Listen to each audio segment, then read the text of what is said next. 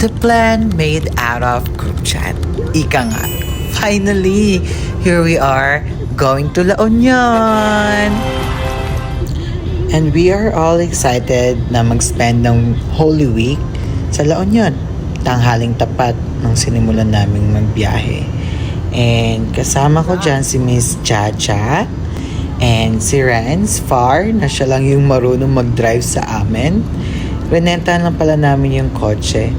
And si Miss Kenny, andyan din ang kanyang baby, Kokak. And of course, hindi mawawala si Sharon and si Baby Sean na tulog lang sila sa biyahe. Ang ganda ng mga tanawin, like napaka-refreshing sa mata, na makakita ka ng mga greeneries, malilinis na kalsada, walang traffic that time kasi nga Holy Week. And you know, parang ang fresh ng hangin sa labas. Though mainit, kaya nag-stop over din kami somewhere para bumili ng water and kumain. Sa part na to, feeling namin ang lapit na ng LU. Agoo. Tama ba? Ago. At ito meron pang isa. Pauwang. And since it's Friday, mamaya pa. A few moments later. Yay! We're finally here in La Union, or should I say LU. And pagkadating namin, naghanap-hanap agad kami ng transient kasi nga di nakapag-book. At nag-isip-isip muna kami while nakapark yung sasakyan sa Pay Park kung ano yung gagawin, saan yung transient. At nahanap namin tong mura, air condition, malinis, bagong gawa lang yan. Maraming beddings. At yung CR is my heater. At walang patumpik-tumpik, naligo kami agad. At aura-aura, ayan yung look ni Sharon. Serving fresh, clean look, simple, elegant. Nanggugol ang batuting, kaya ayan binantayan ni Pretty Kenny. Fast forward, pumunta na kami sa Hara Bar. At Diyos ko, grabe yung pila. Ang dami. Tingnan yung nasa dulo yung mga kasama ko, like si Sharon, si Jaja, and si Kenny. Lipat kami sa ibang bar. Punta kami sa Ugly Bar.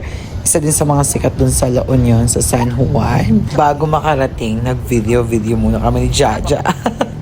La Union! Diba? For memories. Isa pa. Siya, papasok na kami.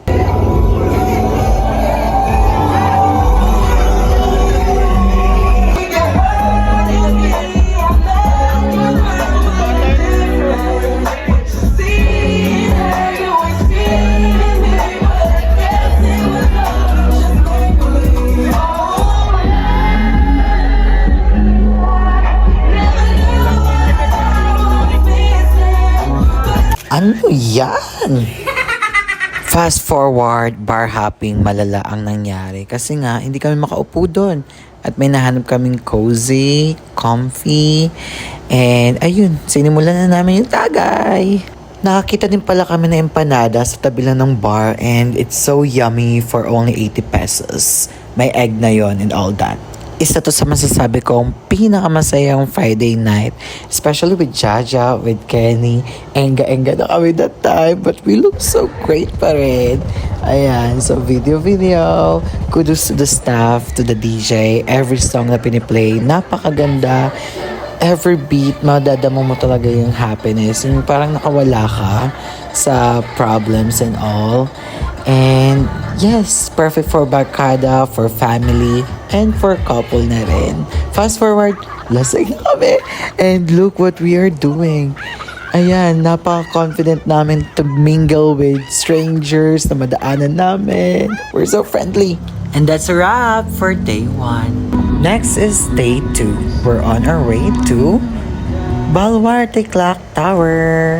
As you can see, may human drone kami. May mga lumalapit doon just to offer. And wala silang price coat. Like, bahala ka na kung magkano ibibigay mo sa kanila. You can be generous. And, of course, you need to appreciate yung talent din na meron sila, like yung camera angles, techniques, panorama, 0.5, alam na alam nila. At ang gaganda ng kuha namin, in fairness. We are so impressed. And mabilis na kami doon, fast forward, bumalik na kami papuntang San Juan kasi magbe-beach na kami. Mag-change kami ng outfit later on. Right now, we're wearing black, brown, inspo into pastel colors. Kanina tulog pa yung mag-ina ko, ngayon gising na si Batuta. At galit pa nung nakitang tulog yung mother niya. Kulit talaga eh.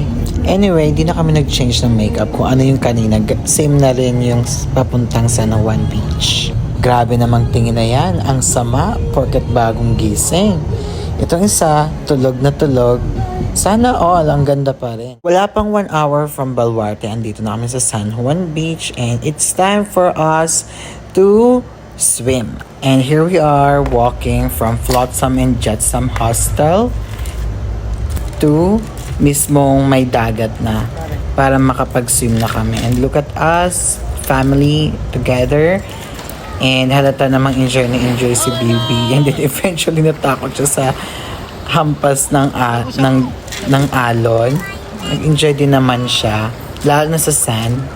Muntik pa mawala yung chanelas ni Sharon. And ito nga pala na-amaze ako dyan kasi they have that na. I'm not sure kung matagal na silang meron ganyan. Akala ko surf lang. And yan, 600 pesos yung surf lesson. May limit time lang siya. And another 300 pesos for camera. Like kung gusto niyo may footage, yung experience niyo sa surfing. Hinayaan lang namin si Sean, baby Sean, na enjoying yung place. Nag-enjoy talaga siya lalo sa sand. Hi baby, is that a sand? Then sabi namin, maligo naman kami para matry namin yung La Union Beach. So nag-change outfit na kami. Sharon is wearing bra and skirt. And then Sean is wearing Captain America with swimming cap. Ang cute nila together. While nagtatampisaw sila, I just wanna say na it's giving 2026 na talaga. Like everyone is confident with their own skin. And nakapalibutan din kami ng iba't ibang lahi, ages. Like it is made for everyone. Panatag din kami kasi napapaligiran kami ng mga lifeguard. And they are telling people na wag masyadong malayo, dito lang kayo banda. And they have limit din pala sa swimming up until 6 p.m. only. Kasi after 6 p.m. I think bars in that area are preparing na for party later that night. Ayan, sim-sim lang kami ni Baby Shanshan. I have tried my best na wag siyang i-comfort siya kasi takot siya sa tubig. I don't know why. Like, dyan sa malalim. Siguro kakapanood yun ng Baby Shark. Sabi ko, Sharon, kayo naman ni Sean maligo. So, yan. Maligo din sila. Takot pa rin si Baby. At si Sharon din kasi hindi yan marunong lumangoy. So, hanggang dyan lang siya level ng seawater. Bumalik din kami agad kasi nga gutom na kami and we want to eat. And here's our view.